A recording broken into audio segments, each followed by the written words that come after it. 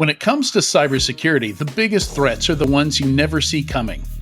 SecureWorks detects and responds to cyber attackers' ever-changing tactics. We come armed with Tice, a security analytics platform designed to recognize attacks and stop them before they do harm. SecureWorks, defending every corner of cyberspace. Learn more at securityweekly.com/SecureWorks. The shift to remote and hybrid work over the past 2 years has accelerated application development on cloud infrastructure. However, securing these new assets has lagged behind. Qualys CloudView, the next generation of cloud security posture management, delivers an end-to-end multi-cloud security and compliance solution encompassing the entire application lifecycle from build to runtime. CloudView enables enterprises to assess their cloud security and compliance posture, identify risks and gaps, auto-remediate issues, proactively enforce best practices, and prove compliance in audits rapidly and efficiently. Identify your most vulnerable cloud assets by visiting securityweekly.com/Qualys.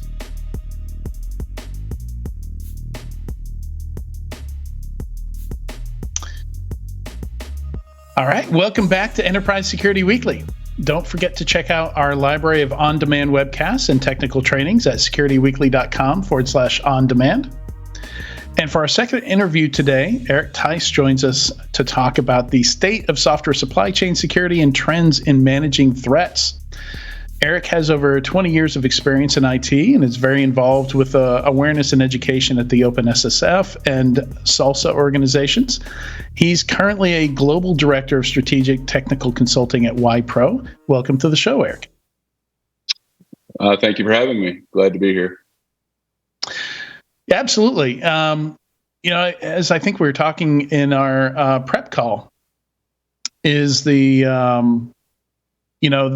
this comes up constantly, supply chain security. We've followed, particularly as people have started attacking, different repositories, like PyPy, NPM has been a big one.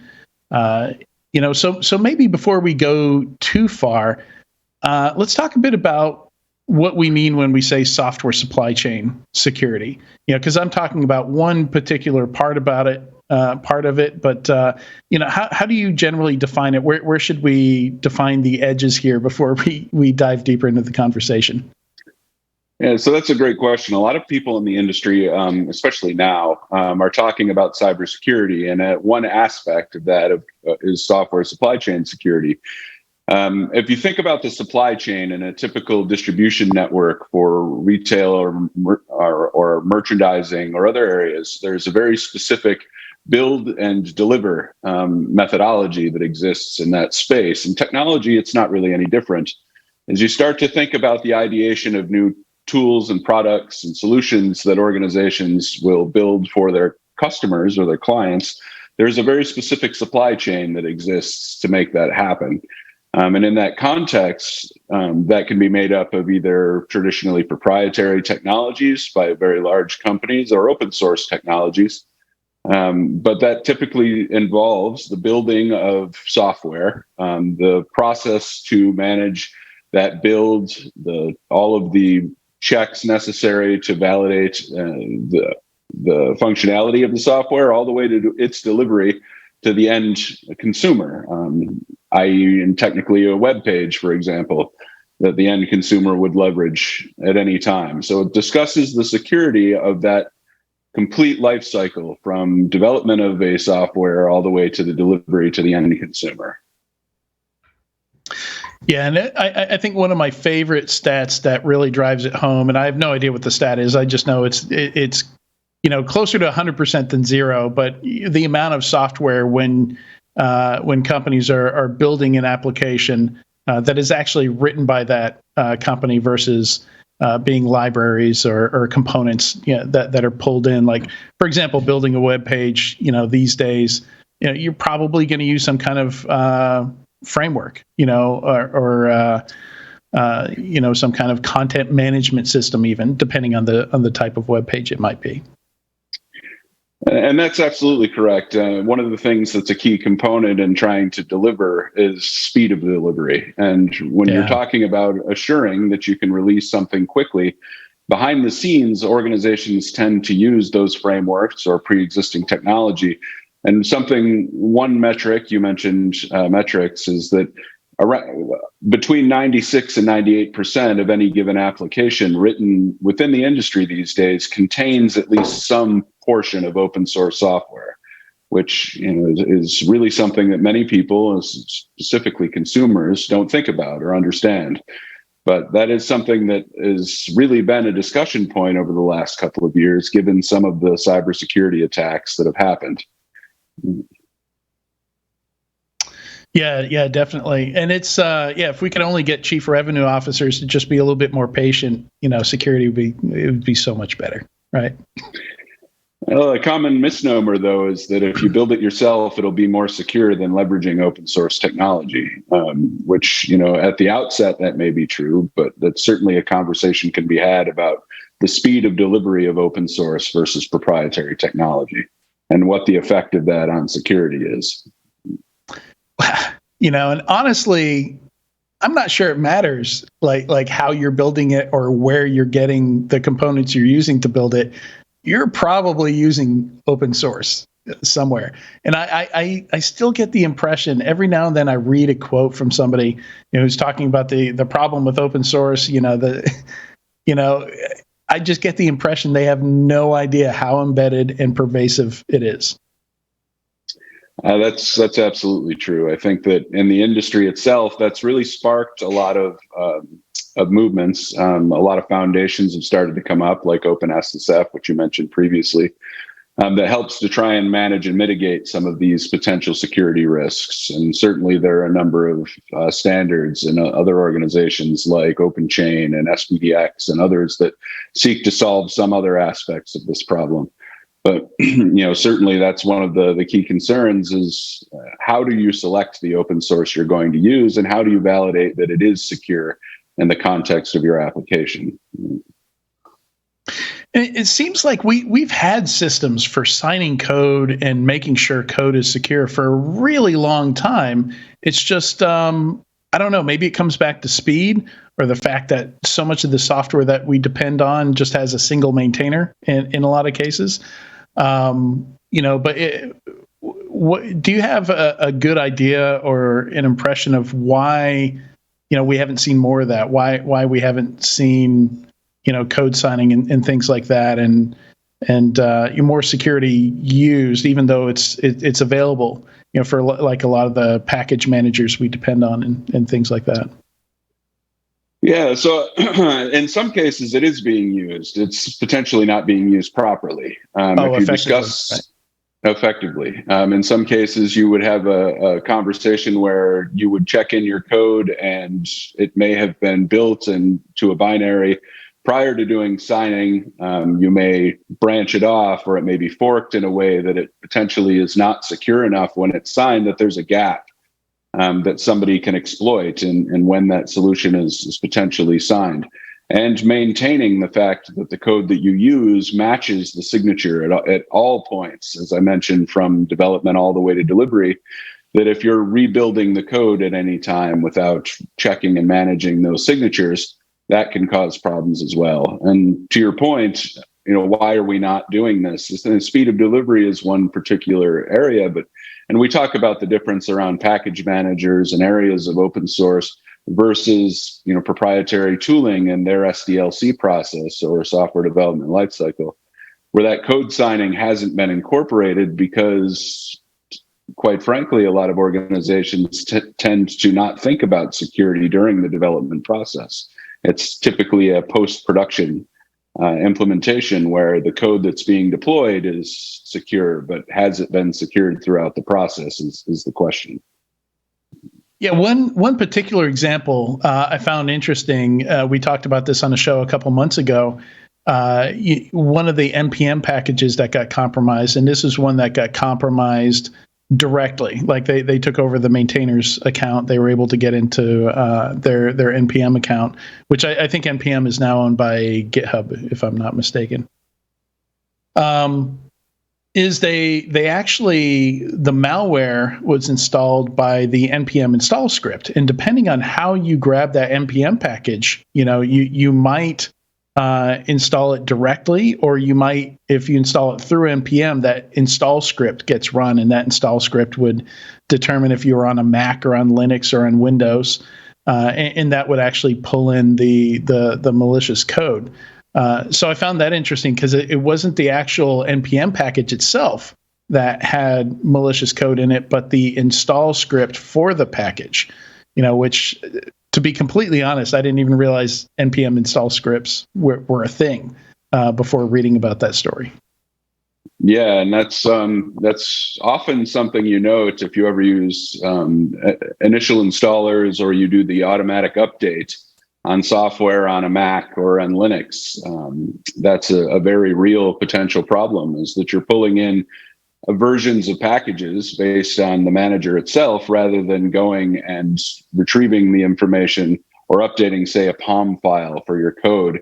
You're updating the system itself with a new version of npm, or one of potentially thousands of dependency packages, without really thinking about what's being requested. It's always been assumed that that manager would be accurate, and there would be a vulnerability check on the back end to assure some level of security. And unfortunately, this particular incident showed that that's a very real potential problem that fortunately has seemingly been addressed to this point. But that did cause a lot of people quite a bit of headache for some time. It was a very public problem. Yeah. So I've seen two trends that I've found notable. I think with regards to software supply chain. There's the many eyes myth, which I think it's safe to call it a myth at this point. That if it's open source, it's getting somehow looked at more closely for security issues. Like I feel like we can call that a bad assumption. Like maybe it is if it's like a KeyPass or something like that. But there's so many tiny libraries, that have probably never been looked at anyone but the maintainer that's built them, I feel like. So that trend, and then the more directly to what we were talking about with npm, we've seen a lot of these package libraries, these package managers require their maintainers for at least like the top 10,000, I forget exactly the number required to enable MFA now. To try and stem off or prevent some of these account takeovers. Are there any other trends that you've seen, or feel free to comment on anything I've mentioned, that either positive or negative, with regards to the state of software supply chain security? Yeah, and I think the reality in the industry has really been a shift over the last couple of years, where people have started to realize that a shift left, or a more developer-centric mindset towards security, rather than the traditional CISO-based network and final product security that comes where, some very large legacy organizations, or organizations that have just worked with the same mindset for a lot of years, have done penetration and vulnerability testing once a year, or quarterly, or bi-yearly, or biannually, where you would typically go and check all your vulnerabilities, determine your security, and do a sign-off. Where now the trends are really more coming back to, as you noted, some things like MFA are valid, but that's really more about accessing the code itself, where a lot of the trends in checking the code and assuring the security of code have come down to more specific practices around when code is checked in and pull requests are built, automating the processes around vulnerability checks at that stage, rather than making it a more periodic. It's an automatic process. And certainly GitHub, for example, is one small example where they have tools built in already to do that automatically for you, like Dependabot. And certainly the cloud providers who have GitHub or other repositories built in have similar types of products, as well as starting to think beyond just typical vulnerability checks into things like configuration management and security. Code signing, as you mentioned previously, is an automated process within the context. So the full automation of a traditional, what would have been considered a traditional CI/CD pipeline, to incorporate more functional, secure capabilities at that stage, so that it's early and often, has been the trend to start making code more secure. And this is not only true of an organization, but at the open source level as well. One of the key points you mentioned is that, sometimes projects only have a few developers in the open source world. And it's often been a discussion point or a mindset that if a open source or any project built is in Maven, it's already been scanned and is 100% secure in that context. Well, as you find, if you pull those things down and run them, any of these dependencies down and run them through a vulnerability scanner, often they have security gaps in and of themselves. You'll get specific levels of capability, and that's not even to discuss the potential of typo squatting and other problems from that level. But certainly one last trend I'll point out is that in leveraging open source, one of the key education points for a lot of companies is to start thinking about using the source code and scanning the source code prior to using any binaries, to assure that the version that you're potentially leveraging is actually secure and has done the due diligence necessary to provide some level of safety. And certainly we can talk more about proprietary and other ways of solving this problem. But just speaking at that code level, these are some of the top trends I've been seeing. And it seems like there are some key things that you can scan for, and looking at most of the malicious stuff I've seen inserted into some of these open source libraries, almost all of them tend to pull in external libraries or there's a C2 component to it, or like a lot of them want to mine Monero. So it seems like there's some key things you want to scan for. So I don't know what people are typically using these days, SaaS tools, what they're using to scan this stuff for. But do you have any suggestions there? Maybe anything open source they can use to scan this stuff? So there are a lot of tools available to do this. Certainly, in scanning a code base, you can do a number of things. Like I mentioned, if you're using GitHub and certainly GitLab, and there are a number of other repository tools as well, have a similar tool. But starting out with something as simple as Dependabot and GitHub is one area. Mm-hmm. But there are SaaS-based tools, and I'm not specifically going to say one is better than the other, but I will say that there are a number of them out there. The nature of my business, we work with a lot of different vendors, and it's best tool for the job. But there are certainly a lot of them out there.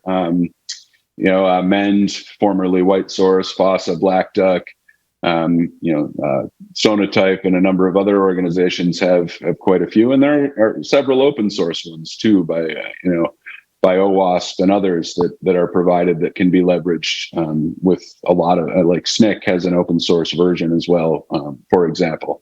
So, and there are many others, not to discount the importance of some of them. But in the industry, even the Linux Foundation has created a security component that is built off of SNCC and Blue Bracket, which Blue Bracket does that configuration scanning that I mentioned previously. So there are a lot of innovations and continued improvements in the industry to help solve these problems. And, one of the benefits of using these is that you have a community or a proprietary or commercial organization that continues to keep those threat files and that landscape of potential threats up to date, so that you as an organization don't necessarily have to do that yourself, because that can be quite a daunting process to try and keep up with all of the potential new threats without leveraging some community that does that. Right.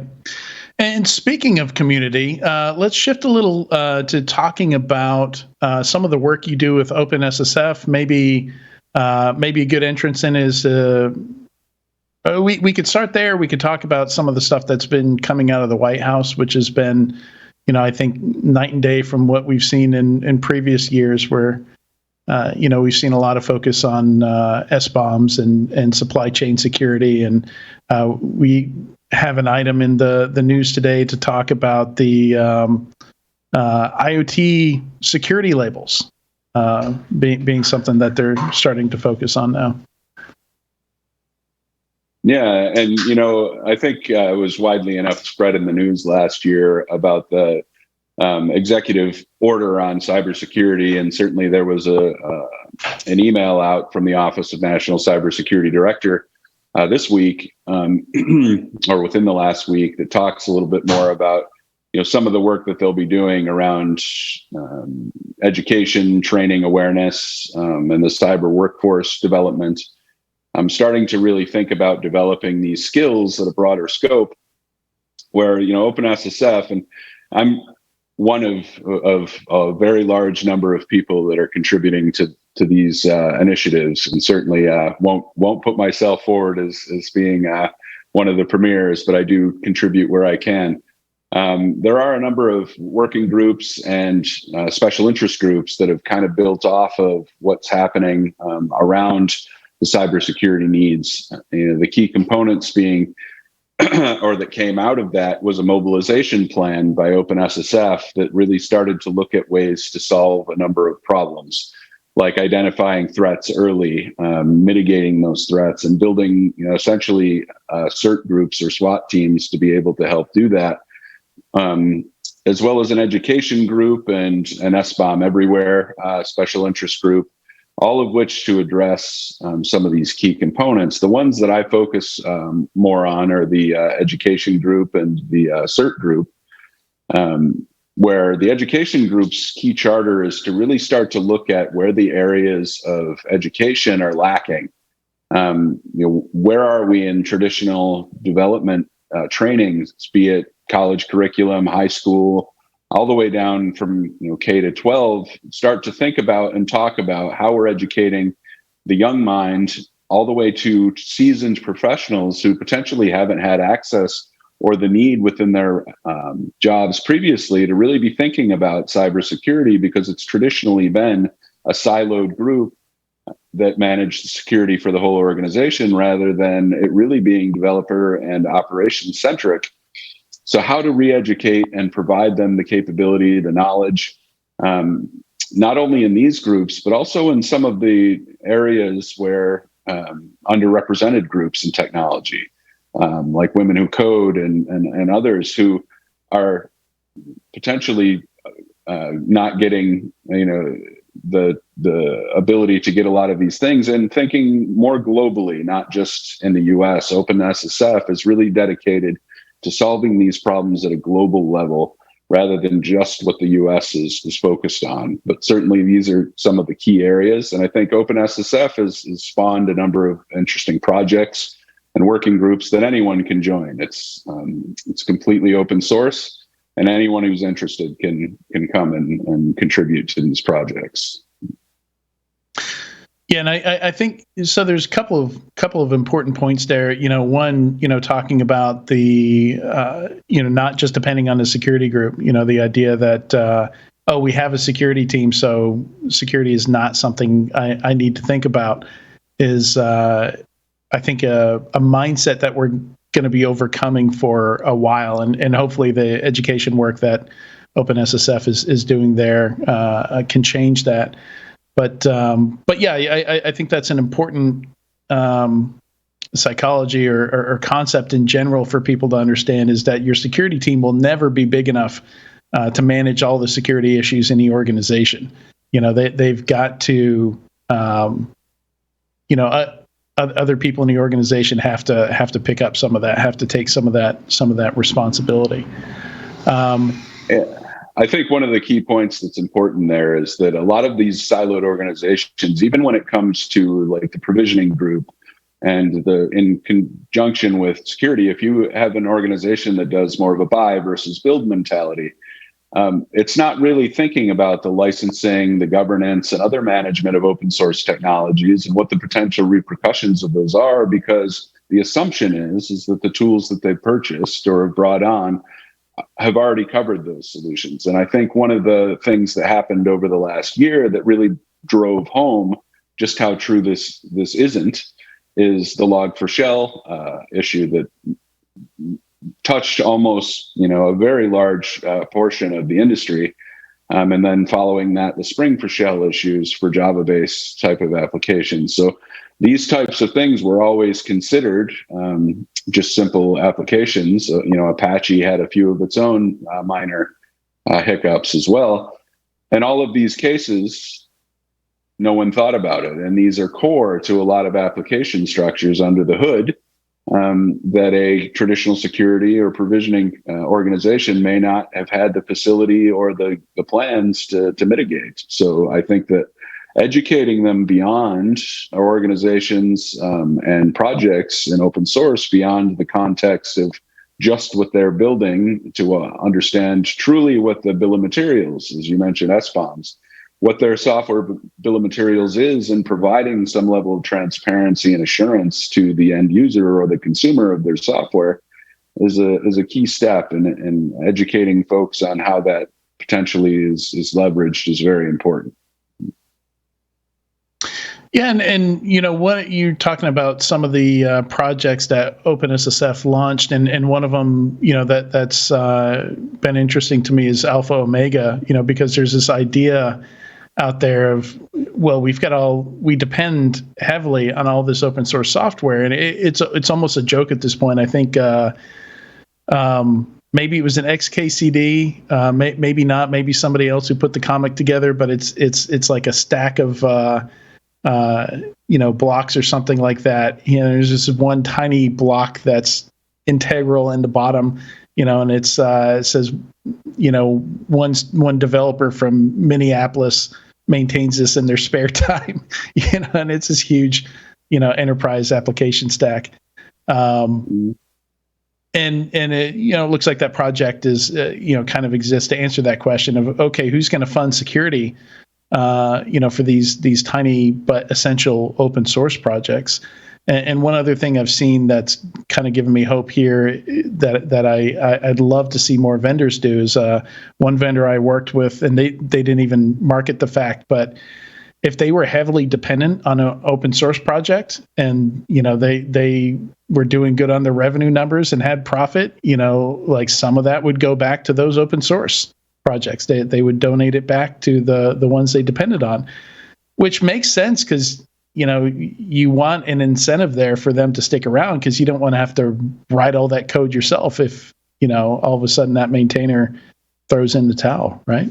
Adrian, you should also look into, there's a company called Tidelift out of Boston.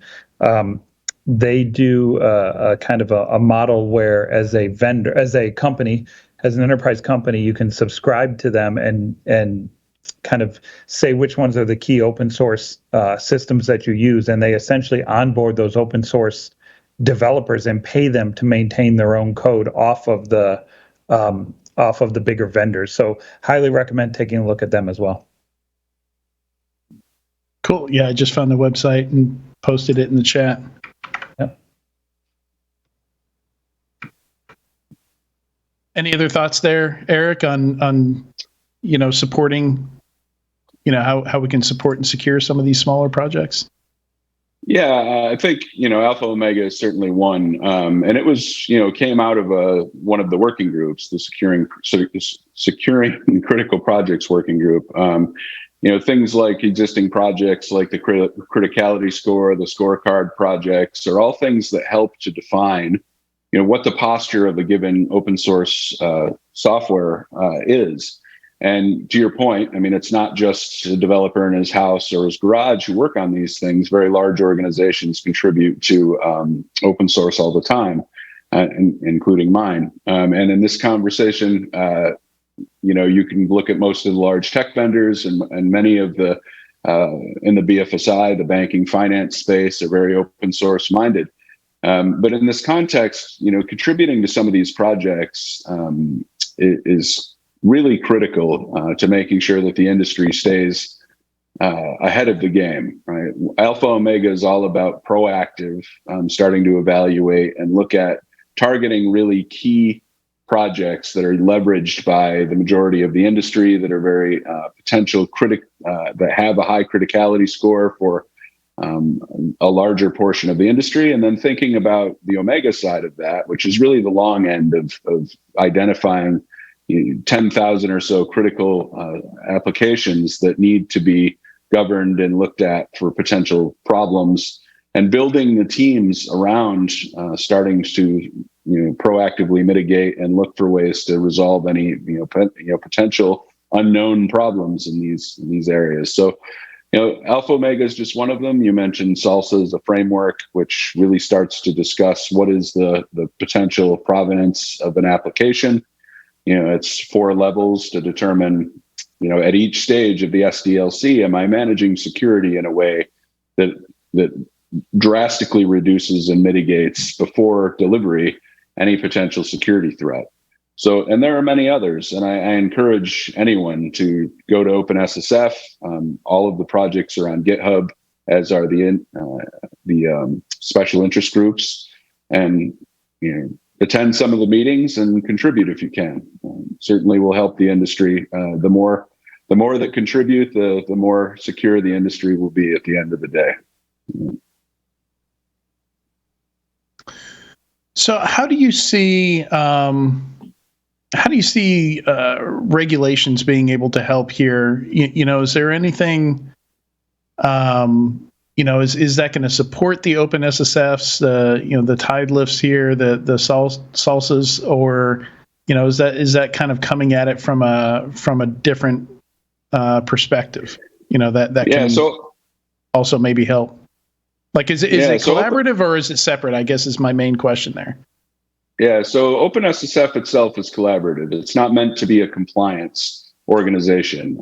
It provides recommendations, best practices.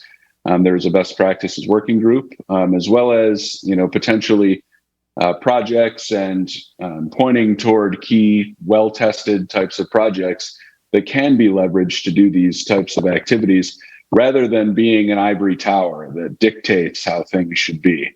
But it does very closely work on looking at what governments and the White House, for example, and others are saying are relevant and important in the industry, as well as I'm sure you're aware, the UN has its own cybersecurity agency as well. So looking at a number of these things to determine what are the key points that are important across the board.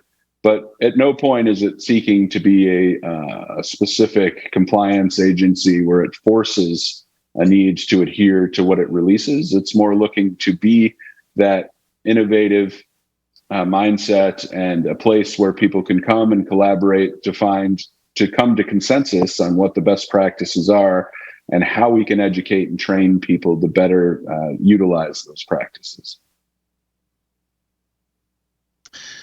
Yeah, and maybe shifting a bit to the other part of the title that we've got here, trends in managing threats. Let's talk about that for a little bit. So a lot of what we've been talking about is kind of getting at the core of making sure the software is more secure from the start, making sure it's signed, vulnerabilities are taken care of. But what about managing the current threats? Understanding that the root of the problem probably isn't going to be fixed for a while yet, right? Yeah, and it's certainly more of a marathon than a sprint. It's not something that you can jump right in and resolve all the issues. But management comes down to a few different things. So governance procedure updates in an organization or on any given project are critical to assuring that you're proactively and consistently looking for ways to manage any potential threats within your projects and your application landscape. Now, this, again, I mentioned a few things to help manage this up front, and automation will be a key component of that, pulling in the right tools to really start to mitigate that before it's a problem. One of the key things that I've seen a lot is that organizations will do a scan and software can't be released or will no longer be leveraged by a company if it doesn't pass the scans. Now, within a reasonable expectation. So there are potential risk factors that are high, medium, and low. And if they're considered low enough, they may not be immediately fixed, but assuring that all of the high and mediums are addressed as quickly as possible. Organizations, and in the case of open source projects, will have to build in the appropriate roadmap to allow for resources to update these and do the appropriate testing and have a mitigation plan as part of their broader risk management procedures to assure that these risks are essentially addressed as they come. Now, to your point, it is something that is a consistent potential issue. If you're leveraging software that potentially hasn't changed for 6 years, the potential for you having a high risk factor or potentially a very high score and risk is very likely. Whereas if you're automating and you're managing these processes consistently, you should be able to mitigate them quite rapidly without any major issues. But this is certainly something that needs to be addressed at the process level. You need to really begin to think about how will you set a risk mitigation plan and an overarching governance plan to assure success in this area. Yeah, definitely. And it's understand what what your options are, right? Like in some cases, maybe something fails a security check, down your CI/CD pipeline. Like maybe that's the only library out there that does that, and it's not like you're gonna just rewrite the library, or swap something else in 5 minutes. Like you've got to have some kind of plan there, I imagine. Yeah, and one of the key components here, and I've actually seen this be a fairly big deal on a project that I was helping to update very recently. It had a library. It was an open source project, and actually had a library which was open source that had stopped being maintained over 4 years ago. So as you can imagine, the security aspect of that was pretty far behind. So you really have to start weighing what are the potential issues of doing a rewrite to your code to find something or find another path. If to your point, there wasn't another library that does exactly what it does, how long will it take you to build and manage that? And some of the discussion point there is that, SBOMs, again, we come back to that. It's assuring that there is a transparency and understanding of if there is a risk, what is the roadmap to fix that?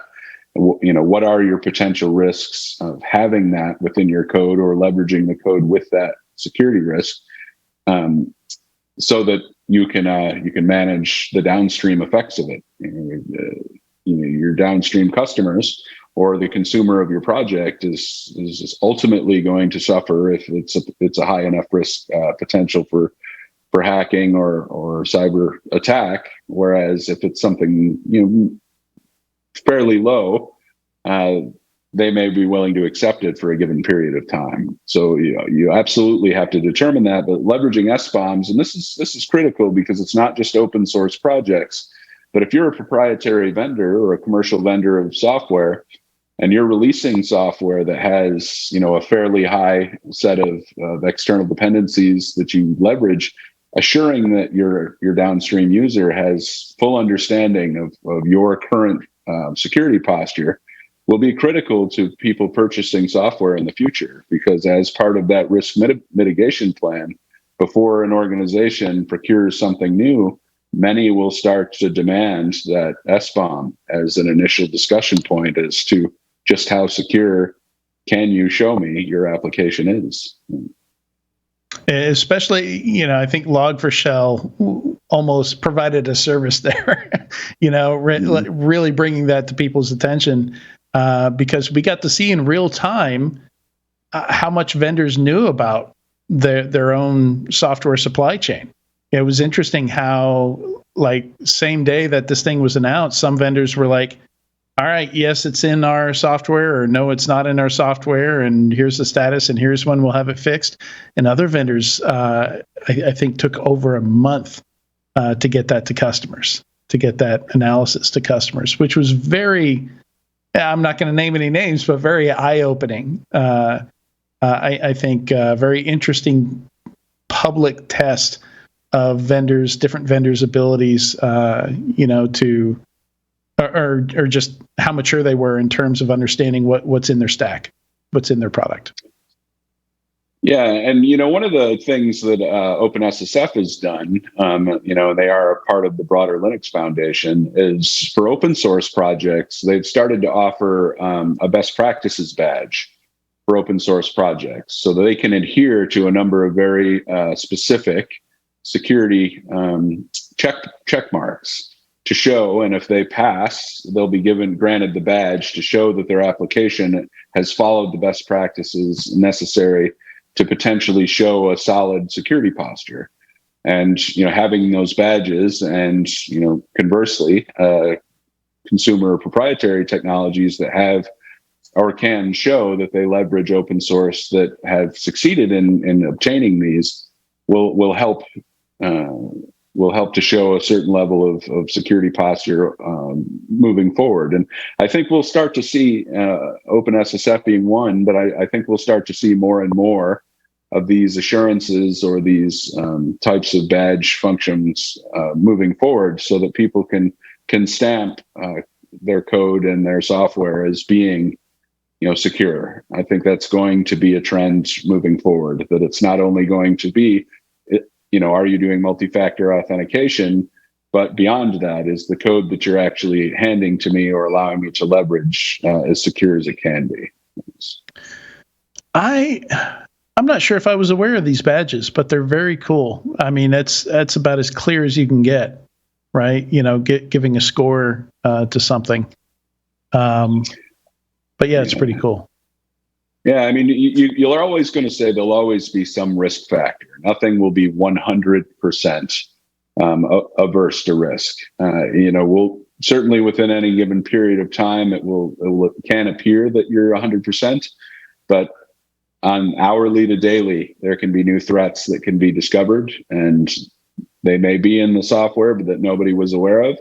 And again, these are things like Alpha Omega and others that will certainly be working to try and identify them.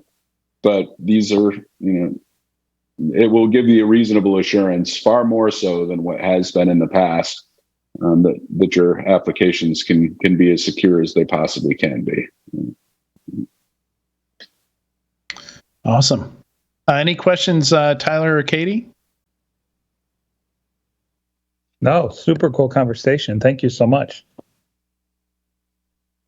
Any other resources you want to mention? I know we've got several in the show notes today. If anybody wants to check those out, it's at securityweekly.com/ESW292. But Eric, any other good resources we should mention before we wrap up here?